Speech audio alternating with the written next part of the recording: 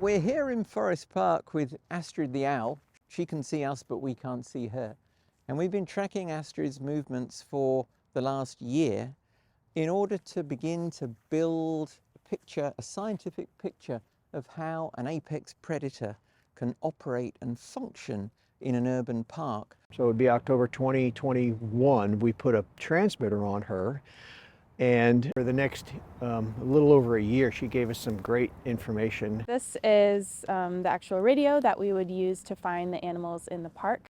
And we can turn this on and listen for the little signals that the tag makes. And using that, we can kind of play a game of hot and cold, basically, where when the signal is louder, it means we're getting closer. From there, we can use our equipment to download the data from their tags. For about 14 months now, we've been tracking her movement here in the park as well as outside the park in Central West End and across the highway, and really understanding where her territory is, where her home ranges are, and just understanding how great horned owls are living here in Forest Park. She went so far east, she went over these buildings or through these buildings over behind us here. She went way far south, almost all the way to 44 on a couple of her flights, way over into Forest Park.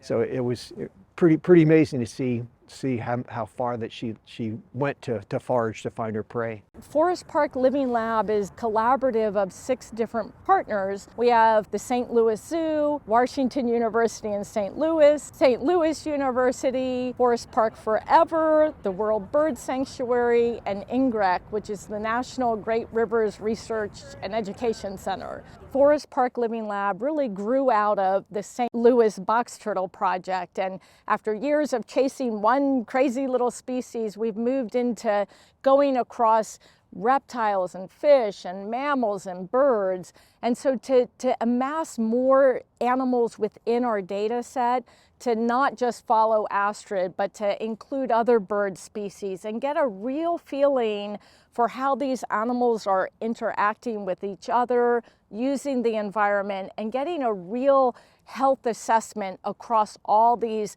from swimming to walking to flying type creatures that are right here in the park. We have several objectives in this study. One is to promote wonder and inspiration for especially the kids of St. Louis, to know that there's incredible and amazing wildlife freely accessible to them in a park right on their doorstep.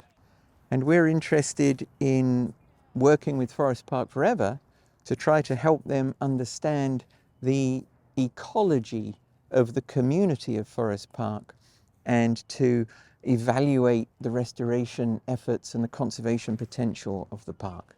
So far, we have put GPS trackers on Astrid the great horned owl, a number of raccoons, some ducks. What we've learned from the few species that we have tracked is that most of the animals don't simply use the park area of Forest Park, but they make excursions into the sort of urban jungle, as it were. One of our raccoons, practically every night, he legs it out of the Kennedy Forest into a culvert, scuttles under I-64, hangs out in a dumpster in Dogtown. The zoo, our role has very much been the health side. So we work in wildlife health and looking at ecosystem health, and both of those are really important for human health. Our role is to better understand the health status of animals here in Forest Park. And that has been started out of the box turtle project from 12 years ago now, and moving farther into understanding, are these different taxa, like the great horned owls, like the small mammals like raccoons and opossums and even foxes, what's the health of these animals right here in the park? So right now we have very good indications that many of our species are robust. The baseline health data is showing us like healthy animals moving around the park, and that's really exciting.